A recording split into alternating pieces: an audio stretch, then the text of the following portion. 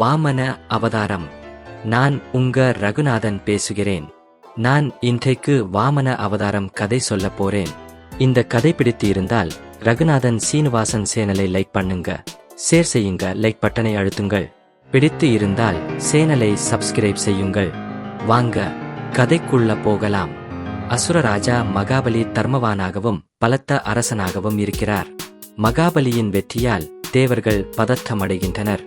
விஷ்ணு வாமனராக ஒரு சிறிய திருவிக்கிரமன் வடிவில் பிராமணராக பிறக்கிறார்.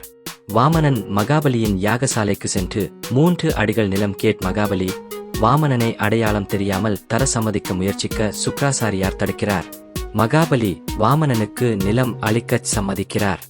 வாமனன் உருவெடுக்கும் சாகசமிகு திருவிக்கிரமன் வடிவம்.